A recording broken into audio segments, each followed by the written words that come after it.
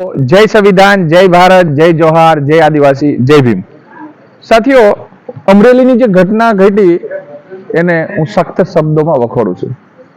અમરેલીની ઘટના છે એ ઘટના ખૂબ શરમજનક ઘટના છે અને એક કહેવાય કે કાયદાનું ઉલ્લંઘન કરી અને ભારતની દીકરી, ગુજરાતની દીકરી, માનવ સમાજની દીકરી સાથે ખરેખર એક એમ કહેવાય કે કેવું વર્તન કર્યું છે એટલે બાબતથી ખૂબ દુઃખ વ્યક્ત કરું છું।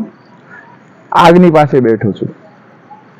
એક દીકરી સાથે જે વ્યવહાર થયો, વ્યવહારને હું કહું છું ફરીથી કે સખ્ત શબ્દોમાં વખોડી રહ્યો છું, પણ ક્યાંક ને ક્યાંક હાલ એ દીકરી માટે કદાચ રાજકીય રંગ આપવામાં આવ્યો હોય કે વિપક્ષના દરેક વિપક્ષ એ બહાર નીકળી અને હાલ પૂરા ગુજરાતની અંદર જે એક માહોલ જે ઉભો થયો છે અને માહોલમાં દરેક પક્ષ એમ કહેવાય વિપક્ષો છે એ બહાર નીકળી અને ખૂબ અવાજ બુલંદ કર્યો, એમ કહેવાય આગ જેમ લાગી છે એવી રીતે આગ લાગી ગઈ સમાજની અંદર। એમ થયું કે એક દીકરીનું સરઘસ એટલે આ બાબતથી મને એમ થયું કે ચાલો થોડી જાગૃતિ તો કોઈ આવી છે કે એ દીકરીને હું પણ કોઈ કાસ્ટ કે કોઈ જાતિ કે કોઈ ધર્મની દીકરી નથી માનતો, એને હું ભારતની દીકરી માની રહ્યો છું।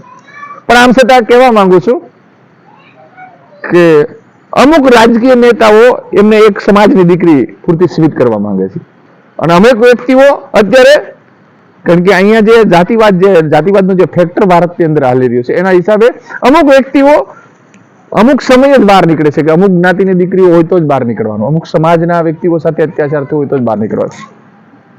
એટલે મારે આ ઘટનાને વખોડી અને સાથે સાથે એ શબ્દ કહેવા માંગુ છું કે ભારતના લોકો અને આ વિપક્ષ કે પક્ષના કે સમાજના અગ્રણીઓ આ દરેક વ્યક્તિને એક સંદેશો આપી રહ્યો છું કે આ ઘટના થઈ ખૂબ શરમજનક ઘટના છે, પણ ખરેખર જો આવી જ રીતે આગ લગાડવી હોય ને તો અમારા સમાજની યાની કે ભારતની જે દીકરીઓ, મણિપુરની અંદર મારી સમાજની દીકરીઓને નિવસ્ત્ર કરી અને એમની પરેડો કાઢવામાં આવી હતી, નિવસ્ત્ર કરીને એની રોડ ઉપર એમની પરેડો યાની કે સરઘસ નીકળ્યું હતું, એના જે પ્રાઇવેટ પાર્ટો છે એના ઉપર છે ને હાથ ફેરવતા આવી પરેડો નીકળી ત્યારે આ વિપક્ષના એક પણ વ્યક્તિઓને આવી આગ ન લાગી હતી।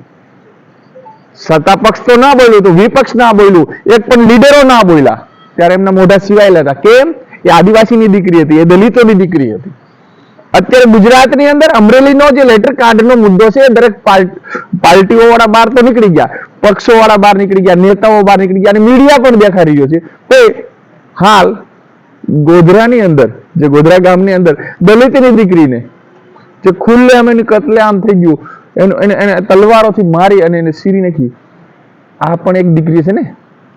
તો આ બાબતથી મીડિયાએ કોઈ જગ્યાએ ચલાવ્યું નહીં।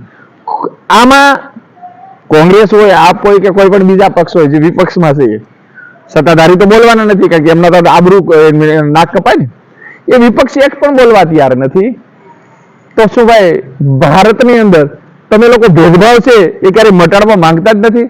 તમારી અંદર જે કાસ્ટિઝમની જે મગજની અંદર જે ઝેર નાગેલું છે, જે તમને ગળુંડીમાં જે પાયેલી છે જે જાતિવાદી માનસિકતા, એ તમારી અંદરથી ક્યારેય નહીં જાય।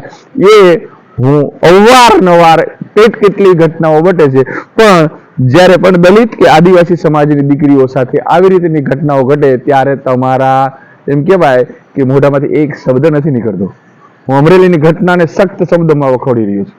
આમ છતાં કહી રહ્યો છું કે એ બેન આરોપી છે કે નથી એ કોર્ટમાં સાબિત થશે, એ બેન આરોપી છે કે નહીં કોર્ટમાં સાબિત થશે, પણ અમારી દીકરીઓ તો આરોપી પણ ન હતી, એના ઉપર કોઈ જ ગુના ન હતા, એવી દીકરીઓના રોડ ઉપર મર્ડરો થાય છે, એવી દીકરીઓને રોડ ઉપર નિવસ્ત કરીને એમની પરેડો કાઢવામાં આવે, ત્યારે આ લોકો છે ને એના મોઢામાંથી એક શબ્દ નથી બોલતા, ત્યારે અમને શરમ આવે છે કે અમે આ કયા દેશની અંદર કઈ જગ્યાએ અમે રહી રહ્યા છીએ?